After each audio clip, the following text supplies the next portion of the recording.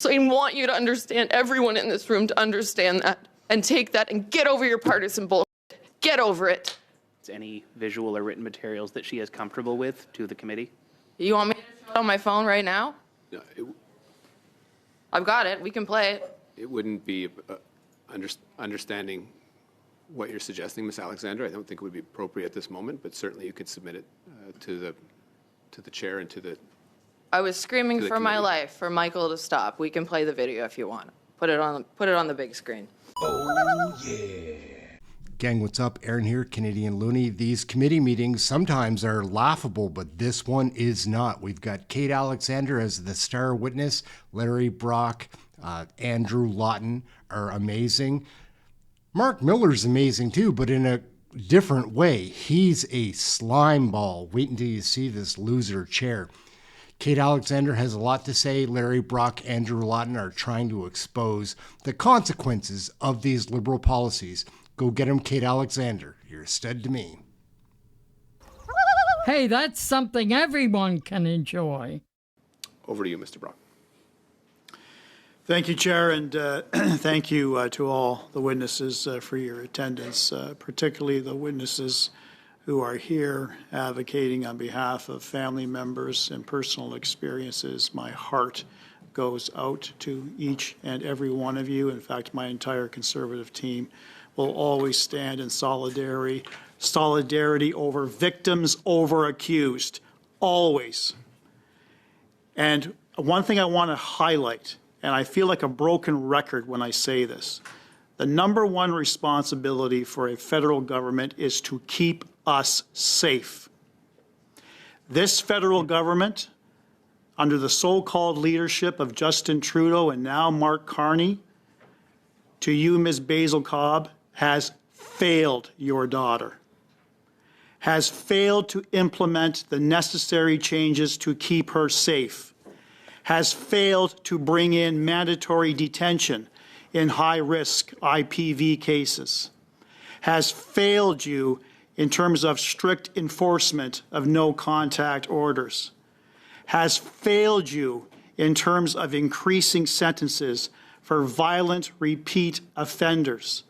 For the last 10 years, all that we have heard is promise after promise after promise and no deliverables. It started with C-75 when they made it easier for repeat violent offenders to be recycled through the justice system, catch and release.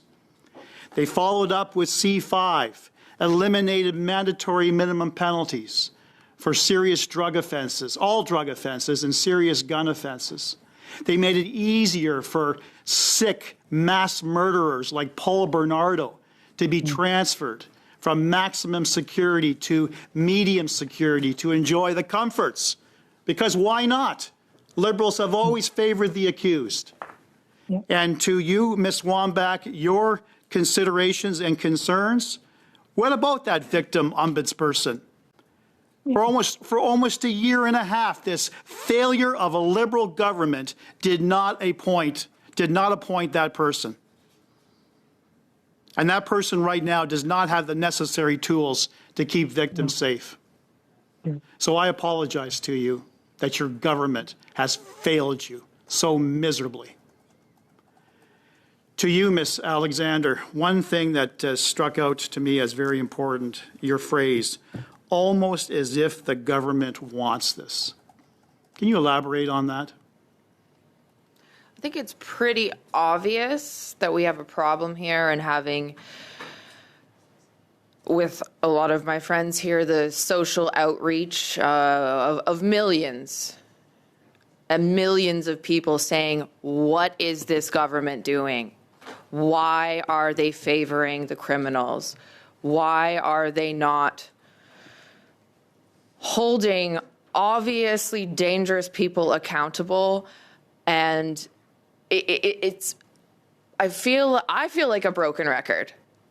I feel like I'm banging my head against the same walls the way that my ex did to me. This government has been an extension of the abuse that my ex committed against me. And I don't understand what color of red they need the blood to be. How many of us have to die? How many times do we have to say, repeat, suffer before we get both sides of the government? This is a nonpartisan issue on the same team so that we put criminals away and protect the public. Right. And you specifically pointed out Mr. Maloney for making promises to you a couple of years ago. Have other members of the Liberal government made similar promises that were simply not kept? I tend to use this experience. In April 2024, I sent a letter about my experience in the injustice system to Pierre, to Jagmeet, and to Justin. Pierre responded in 48 hours.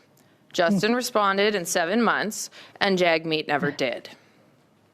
And then the committee meeting July 31st, 2024, where the Liberals and the NDP put a motion in about abortion, and I was forced to walk out of a committee meeting just like this, because clearly you have to know at this point that this is wrong, and that something needs to be done, and that this leniency to criminals is just going to end up killing more people. Clearly, you know that now. We are screaming it up the rooftops. It's in every single newspaper, every single headline. The media is frustrated with it. Why aren't you doing something about it? Seriously, something serious about it. Ms. Alexander, and you're absolutely correct. For years, we've heard, it's all in the imagination of the minds of Canadians. It's not our problem, it's the provinces, it's provincial judges, it's lack of space, never accepting responsibility for their own abject failure. Now they brought forth Bill C-14, called the Bail and Sentencing Reform Act. There is one provision that increases sentencing. And you would think, given the myriad of serious violent offenses we have in this country, including IPV, you'd think they would address it? No. Their focus is on contempt of court. People who are subpoenaed to give evidence and choose not to, they want to increase the penalty from 6 months to 2 years less 1 day. It shows a lack of priority on that side of the House when it comes to your rights. That's what we'll fix. Thank you. Thank you, Mr. Brock. Go ahead. Thank you to all the witnesses, not just for your time here, but for the pieces of your soul you had to put on full display here. I think, certainly I speak for my colleagues, we all felt it. We didn't just hear it, we felt it. And, I'm new to this chamber. I make no comment as to what's happened in previous parliaments, but I certainly came here largely to deal with some of these issues head on. So I thank you very much for helping us do this. Mr. Broadfoot, I met you this summer at one of the vigils for your daughter, and I saw how the community in London had rallied around her and celebrated her life and all that she did in her 17 years. And sadly, we had to acknowledge all that won't be in the decades that should have come of her life. And I know that you never wanted to have to be the advocate you are, but you have, and we are better off for it, and I'm grateful to that. And you made a comment which is so painfully obvious, but I think it bears repeating here, that if your daughter's abuser had been behind bars, your daughter would still be alive. Now, we have heard testimony from some of the academic set, some of the witnesses that our Liberal colleagues have called, who like to put an emphasis on the rights of the accused. But there is only one life. There's only one shot that we have when intimate partner violence is at issue here. So explain your message, if you could, Mr. Broadfoot, to those who believe that this is an abstract discussion about rights and not a life or death issue for women and girls. Thank you, Mr. Lawton. And again, thank you for being at the vigil this summer. It was greatly appreciated. How do I answer this? I mean, again, it's if you're a defenseless woman or girl, and you're being attacked by your male partner, which is, the statistics show that this is what It's a high statistical matter when it comes to the males abusing women. How is this individual supposed to try to protect themselves? We look around, even this room, this committee, and we are bigger than the average woman that is here. And how do they do that? How, again, can putting your hands around somebody's neck, again, I'll repeat it, literally saying, I am going to decide whether I'm going to let you continue to breathe. How is that strangulation in itself, if you are charged with it, as my daughter's abuser was on the first offense? How is that individual allowed to walk out of that police station on that same very day? And as Jacqueline mentioned, I have not met her personally, but we are unfortunately family. How are we not monitoring these people? And I use that word very loosely. I prefer the word monsters. Yeah, I agree. I thank you for that. I'll ask you, Ms. Alexander, I know you've seen at least some of the testimony we've heard to date on the committee, and when you hear people talk in the abstract about the rights of accusers, what does that mean to you?